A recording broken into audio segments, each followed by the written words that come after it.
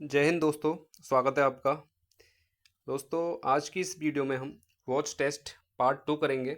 इससे पहले last video में हमने वॉच टेस्ट पार्ट 1 किया था, जिसमें हमने 10 सवाल किए थे, अच्छे सवाल थे। और इस वीडियो में भी हम 10 सवाल करेंगे जो कि अच्छे लेवल के सवाल हैं। तो आप वीडियो पे बने रहिएगा। तो चलिए शुरू करते हैं। आज का पहला प्रश्न है, उत्तर से पूर्व तक पहुँचें, उसके बाद पहला अंक कौन सा होगा?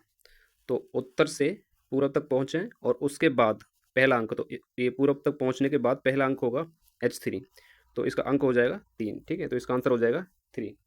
नेक्स्ट प्रश्न है, T2 को N3 से एक्सचेंज करने पर उत्तर और पश्चिम के बीच कौन सा अंक होगा? तो उत्तर और पश्चिम के बीच अंक कौन सा है? T2। और T2 को एक्सचेंज कर रहे हैं किससे? N3 से। तो इसमें अंक कौन सा हो जाएगा बीच में? 3। ठीक है, तो इसका आंसर हो जाएगा 3। नेक्स्ट है प्रश्न नंबर 13, उत्तर को दक्षिण से और पूरब को पश्चिम से एक्सचेंज करने पर, दिशा चेंज हो रही है, अक्षर चेंज नहीं हो रहे, ठीक है, याद रखना। एक्सचेंज करने पर K2 के सामने, तो K2 के सामने बाएं पहला, तो K2 के सामने है G4 और G4 के बाएं मतलब लेफ्ट पहला हो जाएगा अक्षर P5। तो अंक पूछा है तो अंक हो जाएगा 5, तो इसका आंसर हो जाएगा 5। ठीक है, नेक्स्ट है प्रश्न 14, T2 G4 और K2 को मिलाते हुए त्रिभुज निर्माण होता है। T2 G4 और K2 को मिलाते हुए एक त्रिभुज का निर्माण होता है। तो शीर्ष पर कौन सा अंक होगा? तो शीर्ष पर होगा आपका T2। ठीक है, शीर्ष पर कौन सा होगा? T2। तो अंक हो जाएगा 2, तो इसका आंसर हो जाएगा 2। नेक्स्ट प्रश्न है प्रश्न 15, N3G4H3 को मिलाएं त्रिभुज का निर्माण होता है। N3G4H3, N3G4 और H3 को मिलाने पर त्रिभुज का निर्माण होता है। ठीक है, शीर्ष पर जो अंक प्राप्त होता है, शीर्ष पर प्राप्त होता है N3, प्राप्त होता है उसके वामावर्त मतलब एंटी क्लॉकवाइज, वामावर्त मतलब ये एंटी क्लॉकवाइज, वामावर्त की ओर पहला अंक। तो वामावर्त की ओर पहला अंक जो हो जाएगा वो हो जाएगा 2। ठीक है, और अक्षर हो जाएगा T। तो इसका आंसर हो जाएगा 2। नेक्स्ट प्रश्न है 16।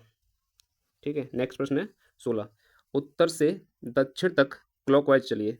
तो उत्तर से दक्षिण तक क्लॉकवाइज चलिए। ठीक है, क्लॉकवाइज चलिए, कौन सा अंक एक दूसरे से मिलता जुलता है?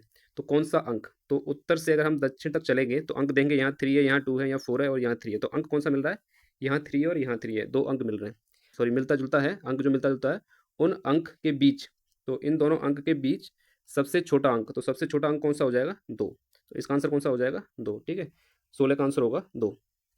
नेक्स्ट प्रश्न है 17, T2 को G4 से और K2 को H3 से मिलाते हुए चतुर्भुज का निर्माण होता है। T2 को G4 से और K2 को H3 से मिलाते हुए एक चतुर्भुज का निर्माण होता है। T2 के दक्षिणावर्त तीसरा अंक कौन सा होगा? लैंग्वेज याद रखना, T2 के। ठीक है, जहाँ के वर्ड आ जाए ना उसको हटा के काउंट करते हैं। तो T2 के, तो T2 को काउंट नहीं करेंगे, यहाँ से काउंट करेंगे पहला, दूसरा, तीसरा। ठीक है, तो T2 के दक्षिणावर्त मतलब क्लॉकवाइज, T2 के दक्षिणावर्त तीसरा अंक हो जाएगा आपका 4। ठीक है, अगर ये पूछता T2 से तीसरा अंक, तो फिर यहाँ T2 से काउंट करते 1 2 3, फिर अंक हो जाता आपका 2। ठीक है, नेक्स्ट प्रश्न है, तो इसका आंसर होगा C4 का मतलब अंक हो जाएगा 4। नेक्स्ट प्रश्न है आपका, पूरे चित्र में सभी अंकों को एक दूसरे के सामने से एक्सचेंज करने पर पश्चिम के बाएं पहला अंक कौन सा होगा? तो पश्चिम के बाएं पहला अंक है आपका 4, लेकिन बोला है पूरे चित्र में सभी अंकों को एक दूसरे के सामने से एक्सचेंज करने पर। तो जो G4 का 4 है वो एक्सचेंज हो जाएगा 2 से। ठीक है, अंक एक्सचेंज होगा, लेटर एक्सचेंज नहीं होगा, तो यहाँ पर हो जाएगा 2। तो पश्चिम के बाएं पहला अंक हो जाएगा 2, तो इसका आंसर होगा 2। ठीक है, नेक्स्ट प्रश्न है 19। 19 प्रश्न है, G4 को K2 के अक्षर से एक्सचेंज करने पर दक्षिण के दाएं पहला अंक कौन सा होगा? आप प्रश्न 19 और प्रश्न 12 को एक बार देखिए।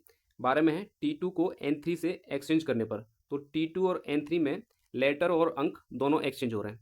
लेकिन 19 में G4 को K2 के अक्षर से, तो केवल अक्षर एक्सचेंज हो रहे हैं, अंक नहीं हो रहे हैं। ठीक है, एक्सचेंज करने पर दक्षिण के दाएं पहला अंक, तो दक्षिण ये है, और दक्षिण के दाएं मतलब क्लॉकवाइज पहला अंक कौन सा हो जाएगा आपका 4, ठीक है। तो इसका राइट आंसर कौन सा होगा 4, लेकिन अक्षर चेंज हो रहा है, जी चेंज हो जाएगा के से, लेकिन अंक चेंज नहीं हो रहा है, ठीक है। नेक्स्ट प्रश्न है 20। 20 है आपका,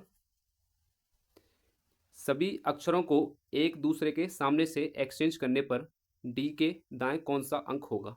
तो के दाएं डी के दाएं कौन सा अंक होगा।